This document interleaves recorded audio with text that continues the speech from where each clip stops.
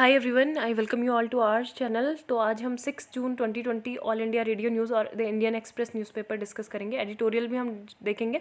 इसके अलावा जो भी करंट इश्यूज़ चल रहे हैं जो न्यूज़पेपर में नहीं आते हैं और ऑल इंडिया रेडियो न्यूज़ में नहीं आते हैं, तो वो भी हम पढ़ेंगे। ठीक है, तो आज जो है इंटरनेशनल न्यूज़ ज़्यादा है तो हम मैप के थ्रू पढ़ेंगे। ठीक है, क्योंकि अगर मुझे ऐसा लगता है कि मतलब फैक्ट पढ़ने से या रटने से वो चीज़ें नहीं दिमाग में रहती हैं, तो अगर हम मैप वगैरह देख लेंगे तो वो ज़्यादा अच्छे से दिमाग में रहती हैं, है ना। तो वो सब देखेंगे और काफ़ी अच्छी मैं आपको एक फ़ोटो भी दिखाऊंगी आज, मतलब इमेज है वो मैप की। तो उसके लिए आपको पूरा वीडियो देखना होगा। And if you like the video please like the video, है ना, एंड शेयर एज वेल। तो satellite imagery shows how Chinese change status quo on Pangong bank and कोविड-19 diplomacy Colombo to Dhaka. Canberra connect जो एडिटोरियल है ये India and Australia से relation जो MOU sign हुआ है उससे रिलेटेड है। आत्मनिर्भर भारत क्या है उसके बारे में एडिटोरियल है। कैपिटल कन्फ्यूजन जो है NCR रीजन से रिलेटेड है। US में जो प्रोटेस्ट चल रहे हैं वो भी देखेंगे। RBI और मॉनेटरी पॉलिसी कमेटी के बारे में जानेंगे। पीरियोडिक लेबर फोर्स सर्वे 2018-19 के बारे में हम जानेंगे। Prime minister assures India support to Rwanda in fight against कोविड-19। ठीक है, तो रवांडा को हमने काफ़ी ज़्यादा सपोर्ट दिया है ताकि वो कोविड-19 से फाइट कर सके। इससे पहले भी हमने रवांडा के साथ उनके हेल्थ केयर सिस्टम को काफ़ी ज़्यादा बूस्ट करने के लिए हमने उनको 200 गायें भी दी थी। ठीक है, 200 cows were given by India. तो उनके जो मतलब बच्चों के लिए मिल्क वगैरह सब चीज़ का उनको फैसिलिटी प्रोवाइड हो रही थी। अगर रवांडा की बात करें तो यहाँ पे पॉल कगामे अभी प्रेसिडेंट है रवांडा के। ठीक है, और रवांडा अभी न्यूज़ में तो आपको पता होना चाहिए कि उसकी कैपिटल क्या है, किगाली। युगांडा की भी कैपिटल पता होनी चाहिए, Kampala. Are both landlocked countries. ठीक है, और ये भी पता होना चाहिए कि कौन कौन से इसके बॉर्डर से लगती हैं कंट्रीज़। ईस्ट सेंट्रल अफ्रीका में कंट्री है democratic Republic of the Congo, Uganda, Tanzania, Burundi. ठीक है, तो ये इसके सराउंड में है। तो अभी ऐसे फैक्चुअल मतलब पढ़ने में अच्छा लगेगा लेकिन याद नहीं होंगी ये चीज़ें। ठीक है, तो इसलिए हमें मैप देख लेते हैं। तो इंडिया से हम अगर वेस्ट साइड को अगर जाएं तो ये रहा आपका अफ्रीकन कॉन्टिनेंट। ठीक है, तो अफ्रीकन कॉन्टिनेंट में अभी हमने पढ़ा था ईस्ट सेंट्रल में ये पड़ता है रवांडा। ठीक है, तो ये ईस्ट सेंट्रल पार्ट हो गया। यहाँ पे आप गया रवांडा, ये लैंडलॉक कंट्री है। इसके साउथ में ये पड़ेगा बुरुंडी एंड यहाँ पे इसके ईस्ट में पड़ेगा Democratic Republic of Congo. North में Uganda and Tanzania is in east. ठीक है, तो ये होगी किगाली कैपिटल है इसकी। लैंडलॉक्ड कंट्री है युगांडा की भी, कंपाला हमने बता दी है कैपिटल। और बाकी यहाँ पे आपको हॉर्न ऑफ अफ्रीका बहुत ज़्यादा इंपॉर्टेंट है, तो कमेंट सेक्शन में आप बता सकते हो कि कौन कौन सी कंट्री हॉर्न ऑफ अफ्रीका में आती हैं। और इसके अलावा यहाँ पे जो ये वाला है ना डेमोक्रेटिक रिपब्लिक ऑफ कॉन्गो, तो ये भी न्यूज़ में है अभी। क्यों? क्योंकि यहाँ पे जो इबोला के केसेस काफ़ी ज़्यादा हो रहे हैं। ठीक है, इबोला जो है 2018 में यहाँ पे केसेस हुए थे, कम से कम 2000 से ज़्यादा लोग की यहाँ पे मृत्यु हो गई थी इबोला की वजह से। और अभी ये बोला जा रहा है कि 2 साल बाद फिर से यहाँ पे केसेस देखने को मिल रहे हैं। ठीक है, तो ये WHO ने कंफर्म किया, इस वजह से मैं ये बताना मैंने ज़रूरी समझा कि यहाँ पे हो रहा है, क्योंकि ये वाली लोकेशन भी बहुत ज़्यादा इंपॉर्टेंट है। ये कांगो रिवर है। ठीक है, कांगो रिवर अगर आपने ज्योग्राफी की NCERT पढ़ी है, क्लास 6 या 7 में ही है, तो इसको जायरी रिवर बोला गया था। ठीक है, जायरी रिवर, जायरी नदी, तो अभी इसको कांगो रिवर बोला जाता है।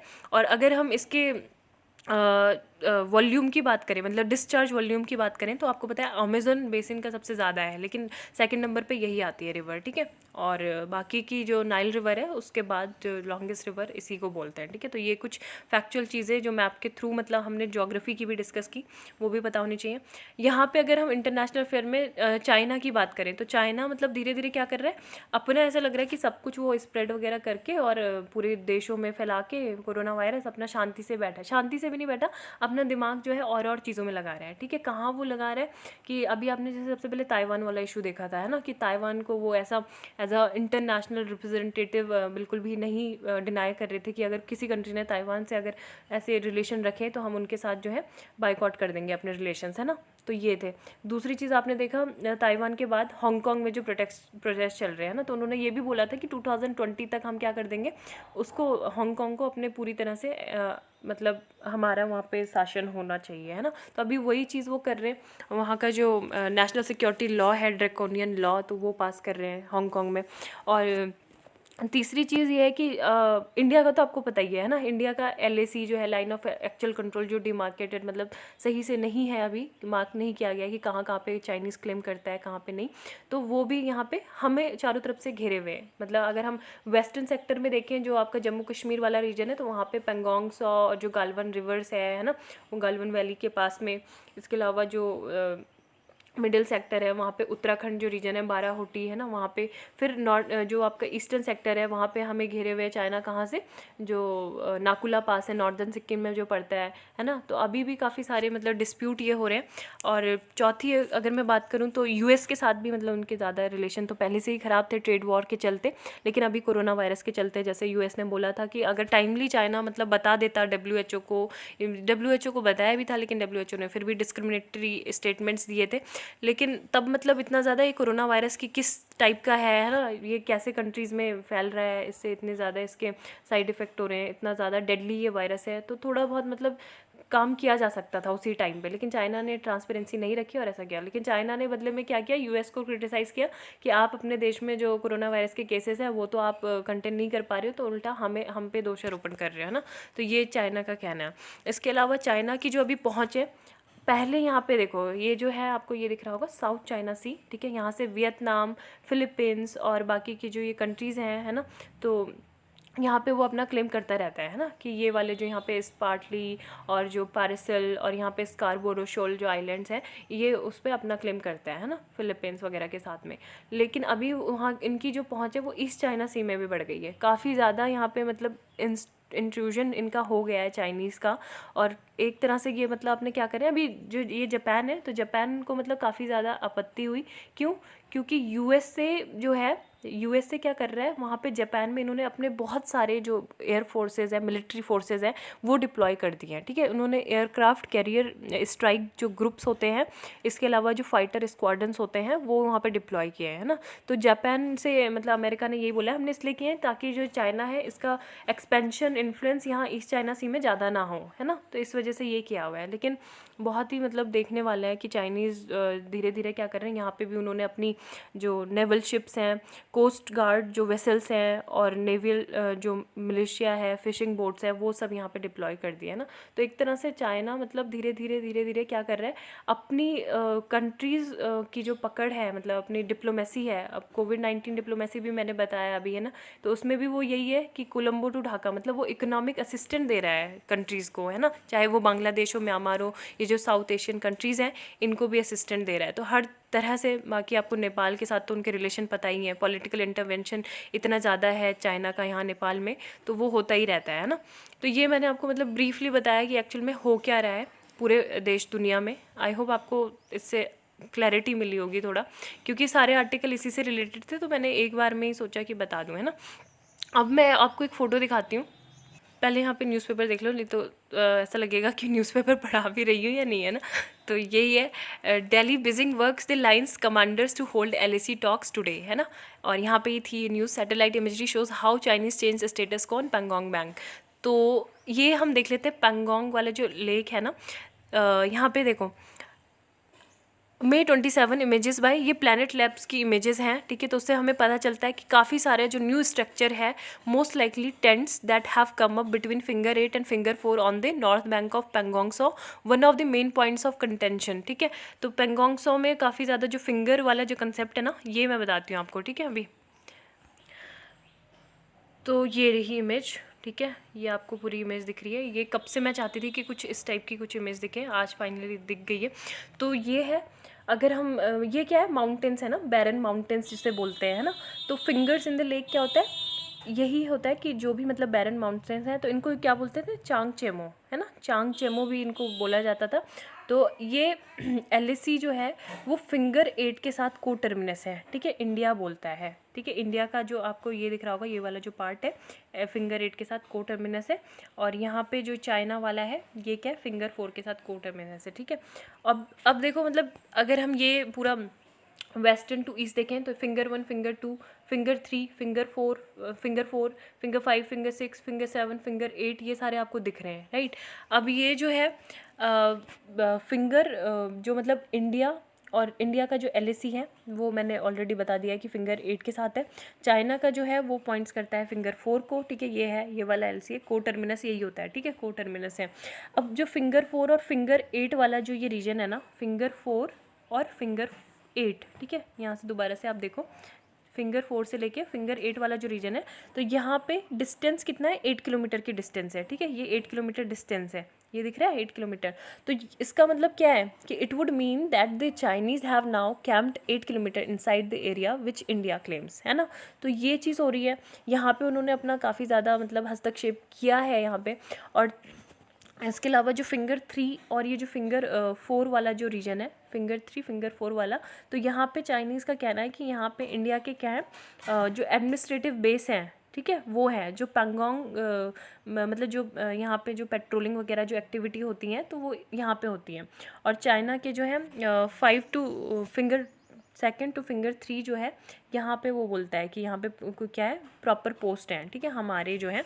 और बाकी के जो फिंगर 8 है तो इसकी दूसरी साइड चाइना का एडमिनिस्ट्रेटिव पोस्ट है, ठीक है, यहाँ पे चाइना के क्या है एडमिनिस्ट्रेटिव पोस्ट है। तो इसमें बस यही है कि इंडिया मतलब क्लेम करता है कि हमारा जो रीजन है वो कहाँ तक है, मतलब अभी जो एट प्रेजेंट अगर बात करें तो इंडिया क्लेम मतलब यहाँ तक क्लेम तो हम 8 तक करते हैं, लेकिन कंट्रोल केवल यहाँ तक कर रहे हैं फिंगर 4 तक, ठीक है। और जो चाइना है वो क्या कर रहा है अपने फिंगर 4 में तो उन्होंने परमानेंट कंस्ट्रक्शन करना स्टार्ट ही कर दिए हैं, साथ में वो हम इंडिया को बोलता है कि हम केवल यहाँ तक ही हैं फिंगर 2 तक, ठीक है, यहाँ तक ही हमारा कंसंट्रेशन है। और जो हमारे जो इंडियन ट्रूप्स हैं वो उनको यहाँ से आगे मूवमेंट नहीं करने देता है ना। तो ये सारा आपको पता होना चाहिए। और फिंगर 4 और फिंगर 8 के बीच में जो 8 किलोमीटर वाला रीजन है, यहाँ से जो सैटेलाइट इमेज है उन्हीं से पता चला है कि यहाँ पे उन्होंने ये पैंगोंग बैंक का जो मतलब जो नॉर्थन बैंक है वो है, ठीक है। तो यहाँ पे उन्होंने काफ़ी सारे जो टेंट्स और एक्टिविटीज़ हैं वो करना स्टार्ट कर दिया है। तो यही था, इसमें जानना बहुत ज़रूरी था। आई होप क्लैरिटी मिली होगी इससे। अब ये जो है Colombo to Dhaka Beijing dials up its covid diplomacy, ठीक है। तो कोविड डिप्लोमेसी जैसे अब चाइना क्या कर रहा है, कोरोना वायरस को उसने काफ़ी ज़्यादा हैंडल कर दिया है ना। अब वो अपनी जो लीडरशिप है वो साउथ एशियन रीजन में दिखाना चाह रहा है, जैसे इंडिया भी कर रहा है एग्रेसिव कोविड डिप्लोमेसी, है ना। प्राइम मिनिस्टर जो है हमारी काफ़ी सारी वो सबमिट भी कर रहे हैं, वर्चुअल समिट अभी ऑस्ट्रेलियन के जो प्राइम मिनिस्टर स्कॉट मॉरिसन के साथ अभी हुई है, तो करनी भी चाहिए, बहुत ज़रूरी है इस टाइम पे। अगर हम मतलब जो फॉरेनर्स हैं डिप्लोमेट्स हैं उनसे अगर बातचीत नहीं करेंगे तो हम बिल्कुल अलग थलग से पड़ जाएंगे, है ना। तो हमें India sent medical assistant to Indian Ocean countries, जैसे हमने मालदीव्स को, श्रीलंका को, मॉरिशस को, मेडागास्कर को, सेशल्स को एंड कॉमन जो आइलैंड्स हैं उनको हमने काफ़ी सारे एड्स वगैरह दिए, ऑल साउथ एशियन कंट्रीज़ को, है ना, एक्सेप्ट पाकिस्तान। तो ये सारी चीज़ें, लेकिन चाइना भी कम नहीं है। मतलब चाइना क्या कर रहा है, काफ़ी सारा जो अपना जैसे बांग्लादेश और भूटान की बात करें, है ना, तो उनको भी मतलब वो असिस्टेंट वगैरह देना चाहता है, लेकिन इतना नहीं दे पाता है। लेकिन क्या China is prepare to help, है ना, बांग्लादेश के लिए बोला, actual needs of Bangladesh for fighting covid. और इसके अलावा बांग्लादेश के साथ साथ वो अभी जो मैंने बताया था श्रीलंका को भी मतलब जो बताना चाहता है कि जो वहाँ पे जो high quality belt and road cooperation है तो उसमें वो काफ़ी ज़्यादा रिस्टोर करना चाहता है उस एरिया को, है ना, और कॉपरेशन करना चाहता है। China is area of economy, trade, tourism and infrastructure smoothly advance the Colombo port city, है ना। तो ये सब बोल रहे हैं बेल्ट और रोड कॉपरेशन में, मतलब जो राजपक्षे है श्रीलंका के प्रेसिडेंट, तो उन्होंने भी चाइना को मतलब बोला है कि वो और ज़्यादा फाइनेंशियल असिस्टेंट देंगे और साथ में वो इकोनॉमिक रिकवरी, फाइनेंशियल इन्वेस्टमेंट भी दे रहे हैं ना। तो ये सारी जो डिप्लोमेसी है यही सब चीज़ें हो रही है। Shuttle diplomacy between prime minister Khadga Prasad Oli, जो KP ओली जिन्हें हम कहते हैं ना, उनके साथ, तो वही सब मैं बता चुकी हूँ ऑलरेडी। म्यांमार के साथ वो कोऑपरेशन कर रहे हैं, तो ये सब चीज़ें हो रही हैं ना। अब तो ये आपको रवांडा वाला भी याद हो गया होगा। नेक्स्ट जो न्यूज़ थी, government start disbursal of third installment to women Jan Dhan account holders. Government approves 572 crore implementation of Jal Jeevan mission in Jharkhand. Government launches urban forest programme to mark world environment day, ठीक है। तो वर्ल्ड एनवायरनमेंट डे 5 जून को मनाया जाता था। मैंने बताया था बायोडाइवर्सिटी इस साल की जो थीम थी 2020 की बायोडाइवर्सिटी थी। मेन जो फोकस किया गया था अर्बन फॉरेस्ट पे किया गया था। द इनिशियल फेज में ये बोला गया है कि under this programme forest will be developed in 200 corporations and cities in the country, है ना। The environment minister highlighting the success of वाजरे, ठीक है, वाजरे urban forest in the city of Pune, Maharashtra. तो ये भी मैं अभी आपको दिखाती हूँ। ये क्या है, 40 acre degraded land area and country has manage to preserve around 8% of the world biodiversity. तो ये कुछ बातें हमने बोली है कि 8% हमने खुद की मतलब जो बायोडाइवर्सिटी है पूरे वर्ल्ड में, तो वो हमने मेंटेन किया है। Rich culture of worshipping and nurturing every aspect of mother nature.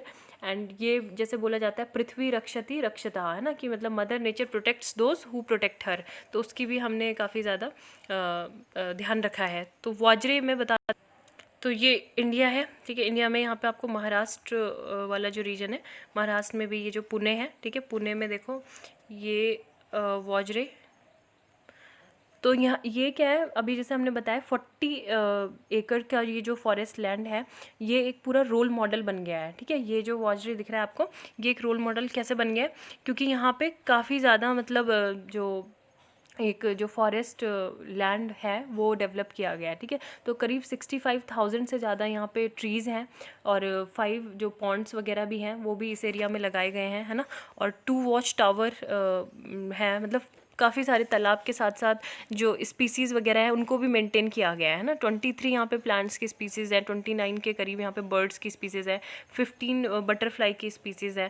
तो ये बाकी के सारे मतलब जो ट्रीज़ वगैरह की हाइट्स है वो भी काफ़ी अच्छी है ना। तो यही इसको बोला गया है कि सक्सेसफुल एक मॉडल था ये, है ना। इसका जो डेवलपमेंट इस तरह से किया गया, और इस तरह से मतलब और सारी जगहों का भी किया जाना चाहिए, ठीक है।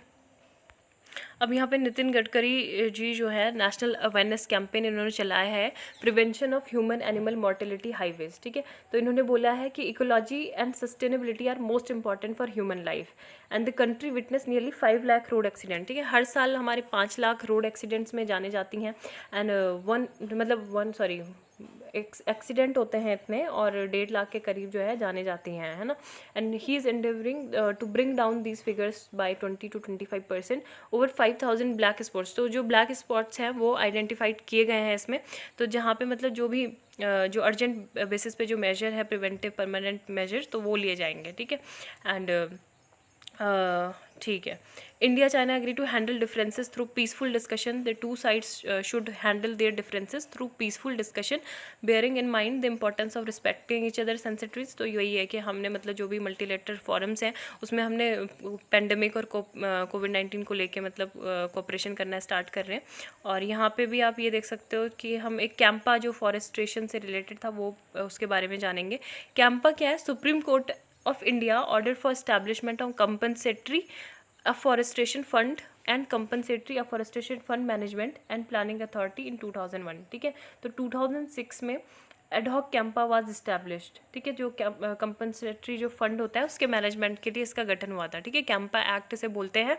अब इसमें क्या था कि these fund will receive payments for compensatory afforestation, net present value and other project specific payments, ठीक है। तो जो नेशनल फंड होता है वो 10% ऑफ दीज फंड्स होगा, और स्टेट फंड जो है उससे रिसीव होगा 90%, ठीक है। तो इसमें यही सारी चीज़ें मतलब बोली गई थी कि अगर एक्ट का जो प्रोविज़न है वो यही है कि अगर company diverting forest land must provide alternative land, है ना। तो कंपनसेटरी डिफॉरेस्टेशन के लिए एक अल्टरनेटिव लैंड प्रोवाइड करना जरूरी है। For afforestation the company should pay to plant new trees, है ना। तो ये नए पौधे लगाने के लिए भी कंपनी को क्या करना पड़ेगा, पैसे मतलब देने होंगे in the alternative land provided to this state, ठीक है, कोई नई जगह पे। तो ये कैंपा बहुत ज़्यादा इंपॉर्टेंट था, ये भी आपको पता होना चाहिए। CAMPA compensatory afforested fund management and planning authority, ठीक है। यहाँ पे जो था आरबीआई एंड एमपीसी के बारे में आया हुआ था, तो वो भी आपको जानना ज़रूरी है। तो आरबीआई की जो स्थापना हुई थी वो कब हुई थी, 1 अप्रैल 1935 in accordance with the provision of the reserve Bank of India act, ठीक है। 1934 में आरबीआई एक्ट के बाद 1 अप्रैल 1935 में इसकी स्थापना हुई थी। सबसे पहले जो इसका जो इनिशियली जो सेंट्रल ऑफिस था वो कैलकाटा में था, लेकिन बाद में मुंबई में 1937 में परमानेंटली शिफ्ट हो गया, ठीक है। और सारी मतलब जहाँ पे पॉलिसी वगैरह फॉर्मुलेट होती है ना, जहाँ पे गवर्नमेंट बैठते हैं, through originally private owned since nationalisation राष्ट्रीयकरण कब हुआ, 1949 में हुआ था। और the RBI has government constitute monetary policy committee, ठीक है। तो मॉनेटरी पॉलिसी कमेटी इन्होंने बनाई है which is task with framing monetary policy using tools like जो repo rate, reverse repo rate, bank rate, cash reserve repo rate, तो इनको देखती है ना। तो ये जो थी आरबीआई एक्ट में 1934 में ही अमेंडमेंट करके जो इंडिया जो सेक्शन है, ठीक है, 45ZB, तो इसको रखा गया और इसमें ही बोला गया कि एक एमपीसी होगी। तो एमपीसी की जो रिस्पॉन्सिबिलिटी होगी यही सब चीज़ें देखना होगा कि लिक्विडिटी एडजस्टमेंट फैसिलिटी, आरआरआर और रेपो रेट, है ना। कंपोजिशन देख लेते हैं एमपीसी का, मॉनेटरी पॉलिसी कमेटी का। 6 मेंबर्स इसमें होते हैं, 6 सदस्य। Government will nominate 3, no government official will be nominated to the MPC, ठीक है। तो ये भी इंपॉर्टेंट था, 6 सदस्य होते हैं। एंड जो बाकी के जो सदस्य होते हैं वो आरबीआई से होते हैं, with the governor being the ex officio chairperson, ठीक है। तो गवर्नर जो होता है वो कौन होता है, जैसे अभी निर्मला सीतारमण ही है। Deputy governor of RBI in charge of monetary policy. Selection जो होता है वो सिलेक्शन कमेटी एक करती है, जो कैबिनेट सेक्रेटरी के अंतर्गत वो होती है, RBI governor and economic secretary and 3 experts उसमें होते हैं, ठीक है, जिनको इकोनॉमी की जो नॉलेज होती है या फिर बैंकिंग और financial monetary policy as its member. Term जो होता है एमपीसी का वो होता है appointed for a period of 4 years and shall not be eligible for reappointment, ठीक है। तो ये बहुत इंपॉर्टेंट चीज़ है, रीअपॉइंटमेंट के लिए एलिजिबल नहीं होते। And Reserve Bank of India Act 1934 empowers the RBI to make monetary policy, ठीक है। तो यही इन्फॉर्मेशन ज़रूरी थी क्योंकि ये दोनों न्यूज़ में थे, तो इसलिए मैंने बताया, ठीक है। बाकी इकोनॉमी से रिलेटेड कोई भी अगर न्यूज़ जब आती है इंपॉर्टेंट तो वो मैं ज़रूर बताती हूँ, ठीक है। इसके मतलब नहीं करनी चाहिए, बस यही ज़रूरी थी, ज़्यादा तो मतलब रहती नहीं है सच, है ना। तो यहाँ पे देख लेते हैं क्या न्यूज़ है। जावड़ेकर, तो ये वही था ना, मैंने बताया था ना आपको अभी कैंपा के। अब देखो, आप अगर स्टैटिक आपने अच्छे से पढ़ लिया है कैंपा के बारे में क्या था, तो यहाँ पे आप जब पढ़ोगे ये करंट अफेयर्स तो आपको अच्छे से क्लैरिटी हो जाएगी कि व्हाट इज़ कैंपा एक्चुअली। तो यहाँ पे इन्होंने बोला है कि this scheme will be in part paid by the CAMPA compensatory afforestation fund act 2016, ठीक है। और this project had been started in Pune in 2015। तो यही चीज़ है यहाँ पे जो बताया था वॉजरे फॉरेस्ट का, वो भी मैंने बता चुका है ऑलरेडी, है ना। तो ये सब है, मतलब करंट अफेयर्स के साथ साथ स्टैटिक पोर्शन, इसी वजह से मैंने ये चीज़ें आपको बताती रहती हूँ कि ये सब है। India stresses on dialogue mutual respect and सारा कुछ हमने स्टैटिक में ही पढ़ लिया है ना। यहाँ पे कैनबरा कनेक्ट में देख लेते हैं। तो कैनबरा कनेक्ट वही है कि ऑस्ट्रेलिया की कैपिटल है कैनबरा। तो मोदी मॉरिसन की जो समिट हुई थी तो उसमें काफ़ी सारे सिक्योरिटी कोऑपरेशन की बातचीत की गई थी, है ना। तो अभी हमारे जो रिलेशंस हैं, चाहे वो पॉलिटिकल, कमर्शियल, कल्चरल, एजुकेशनल या फिर टेक्नोलॉजिकल इंगेजमेंट है ऑस्ट्रेलिया के साथ, वो काफ़ी ज़्यादा इंप्रूवमेंट उसमें हो रहा है ना। तो अभी जो वर्चुअल समिट हुई थी उसमें काफ़ी ज़्यादा स्ट्रैटेजिक पार्टनरशिप हुई थी दिल्ली और कैनबरा के बीच में, जिसमें mainly defence and security cooperation था। और India and Australia have been stepping up their strategic collaboration, ठीक है, with other key nation in the region. जैसे कि जो मेन जो थे क्या थे, जैसे Japan, South Korea, Vietnam, Indonesia को भी हम चाहते हैं कि ऐड करें, है ना, उसमें जापान के साथ। जो आपने मालाबार एक्सरसाइज सुना होगा, मालाबार एक्सरसाइज में कौन है, यूएस है, इंडिया है एंड जापान है। तो इसमें अभी ऑस्ट्रेलिया को भी ऐड करने की बात की जा रही है ना। तो ये सारे हमारा मतलब बायलैटरल सिक्योरिटी कोऑपरेशन से बढ़कर ये सब चीज़ें हों। और एक जो एमओयू साइन हुआ था, म्यूचुअल लॉजिस्टिकल सपोर्ट अग्रीमेंट, है ना, काफ़ी ज़्यादा जो दोनों देशों की जो आर्म्ड फोर्सेज हैं उनको जो है रेसिप्रोकल एक्सेस मिल जाएगा of each others military facilities and facility seamless cooperation across the high seas, है ना। तो ये सब चीज़ें साइबर इनेबल्ड जो क्रिटिकल टेक्नोलॉजी डोमेन्स है तो उसमें भी एग्रीमेंट हुए हैं, है ना। फिर ये चीज़ बोला गया कि आरसेप पे मतलब हमने अभी कुछ ज़्यादा कुछ बात नहीं कही है, लेकिन जो मॉरिसन है वो काफ़ी ज़्यादा स्ट्रॉन्ग सपोर्टर है इसके। And the two leaders did agree to renew stall negotiation bilateral trade. तो बस यही सारी चीज़ें इसमें बातचीत की गई थी, है ना। कैपिटल कन्फ्यूजन में यही चीज़ बोला गया कि जो अगर हम देखो नेशनल एनसीआर आपने सुना होगा, नेशनल कैपिटल रीजन, ठीक है। तो इसमें कौन कौन सी आते हैं नेशनल कैपिटल रीजन में, दिल्ली तो आता ही है, साथ में यूपी के कौन कौन से डिस्ट्रिक्ट आते हैं। यूपी का एक आता है आपका गाज़ियाबाद, और आपका आता है नोएडा, ठीक है। गाज़ियाबाद और नोएडा को भी एनसीआर रीजन में बोला जाता है। और हरियाणा का आपका आता है गुरुग्राम एंड फरीदाबाद, ठीक है। तो ये है नेशनल कैपिटल। तो अभी ये बोला जा रहा है कि सबसे पहले 1985 में एनसीआर जो था डिफाइन किया गया था, ठीक है। इसी वजह से किया गया था कि ताकि मतलब जो जितने भी जो इंफ्रास्ट्रक्चर है, लैंड यूज़ है अक्रॉस द स्टेट बॉर्डर, वो अच्छे से हो सके। But the essence of the idea was to allow the frictionless flow of human capital, ठीक है। ह्यूमन कैपिटल का फ्रिक्शन हो सके, एक के मतलब बॉर्डर से दूसरे बॉर्डर में जा सके आराम से, इसलिए इसको एनसीआर जो था डिक्लेयर कर दिया गया था। लेकिन अभी क्या हो रहा है, अभी जो है सारे बॉर्डर वगैरह सील कर दिए गए हैं लॉकडाउन की वजह से, है ना। जो गुड्स थे वो भी बहुत कम पड़ गए थे, मतलब एनसीआर और इस वाले रीजन में। क्यों?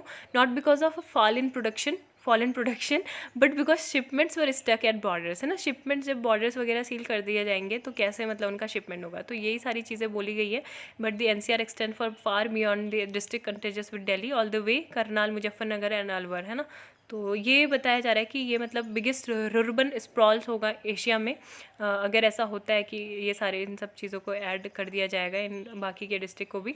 और ओके, तो यहाँ पे ये वाला जो आर्टिकल है व्हाट इज़ आत्मनिर्भर भारत, तो आत्मनिर्भर भारत क्या है उसके बारे में बातचीत हुई है। तो मतलब ऐसा नहीं है कि आत्मनिर्भर भारत जब हम बोल रहे हैं, संजीव सान्याल का ये आर्टिकल है, प्रिंसिपल इकोनॉमिक एडवाइज़र है ये गवर्नमेंट ऑफ इंडिया के, तो इन्होंने यही चीज़ बोला है कि जब भी हम इसकी बात करते हैं आत्मनिर्भर भारत की, तो ऐसा नहीं है कि हम ये बोल रहे हैं कि हम ग्लोबली मतलब क्या हो जाएंगे, ग्लोबल सप्लाई चेन से बिल्कुल आइसोलेट कर देंगे अपने को, ऐसा बिल्कुल भी नहीं है। बल्कि हम क्या करेंगे, अपना जो भी विज़न है वर्ल्ड के साथ, एंड वो क्या करेंगे, जो डोमेस्टिक वॉल्स हैं, not about isolationism behind narrow domestic walls, ठीक है, तो काफ़ी ज़्यादा उसको बढ़ाएंगे। और मतलब ये सब कुछ ज़्यादा तो मुझे खास इसमें लगा नहीं, तो बस इसमें यही चीज़ बोली गई कि 2 जो पैकेज थे अनाउंस किए गए थे, स्टिमुलस पैकेज, बाकी जो कॉन्फेडरेशन ऑफ इंडियन इंडस्ट्री है उनका एनुअल सेशन हुआ था, फिर आत्मनिर्भर भारत की बात की गई थी। तो क्या इसका मतलब है आत्मनिर्भर भारत का, है ना, तो यही चीज़ बोला है कि प्राइम मिनिस्टर का मतलब यही मतलब नहीं था कि ये तो था ही कि जो डोमेस्टिक मैन्युफैक्चरिंग है उसको बढ़ाया दिया जाए, मेक इन इंडिया को, लेकिन साथ में जब वो आत्मनिर्भर भारत की बात कर रहे थे तो उन्होंने ये भी बोला था कि पोस्ट कोविड जो होगा पीरियड, तो उसमें ग्लोबल सप्लाई चेन को भी बढ़ावा मिलेगा, हम जो फॉरेन डायरेक्ट इन्वेस्टमेंट है उसको भी बढ़ावा देंगे, ठीक है। और बाकी ये है कि prime minister spoke of freeing India entrepreneurship in and innovation from bureaucratic hurdles, तो ब्यूरोक्रेटिक हर्डल्स नहीं होने चाहिए, डिसेंट्रलाइज लोकलिज्म जो अप्रोच है वो लेकर चलनी चाहिए, जैसे लोकल ब्रांड्स और रिजाइलेंस जो है, flexibility, encourage local capacity building, है ना, तो इन सब चीज़ों पे हमें ज़्यादा ध्यान देना चाहिए। अब 1950s में अगर इंडियन एग्रीकल्चर की बात करें तो उसके भी लिबरलाइजेशन की बात हुई थी ना, तो ये भी एक गुड मतलब जेस्चर है इकोनॉमिक इम्प्लीकेशन का, कि हमने एसेंशियल कमोडिटीज एक्ट है उसको 1955 के एक्ट को अमेंड किया था, है ना, और जो APMC है, APMC क्या है, एग्रीकल्चर प्रोड्यूस मार्केटिंग कमेटी, है ना, तो ये सारी चीज़ इसमें बोली गई हैं कि जो भी मतलब जैसे काफ़ी ज़्यादा ये क्या है, गवर्नमेंट ऑफिशियल्स को ये पावर देता है कि वो फार्मर्स को बताएं कि कहाँ जाके उनको अपनी क्रॉप जो है प्रोड्यूस जो है सेल करना है, उनका जो ट्रांसपोर्टेशन है वो काफ़ी रिस्ट्रिक्टेड रहता है, fix prices, confiscate stocks and even imprison so called holders, ठीक है, ये सब चीज़ें मतलब इसमें कही गई हैं।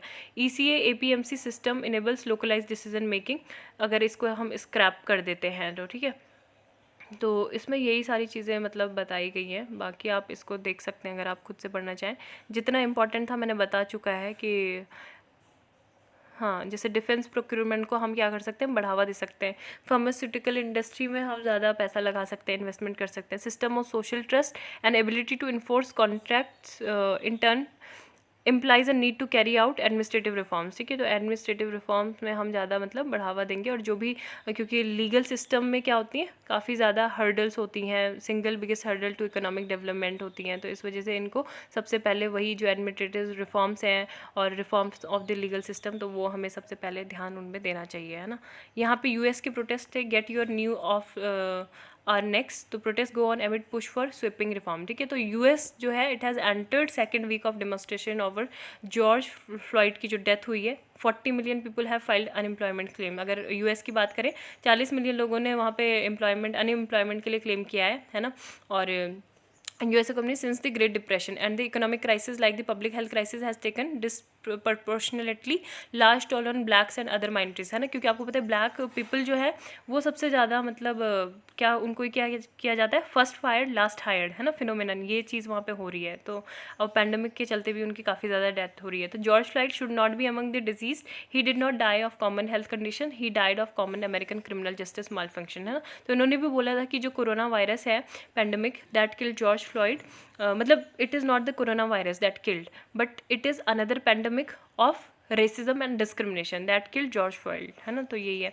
1968 वाली जो सिचुएशन मैंने आपको बताई थी, तो उसके बाद से ये तब से हो रहा है, ये ऑलरेडी मैं डिस्कस कर चुके हैं हम ना।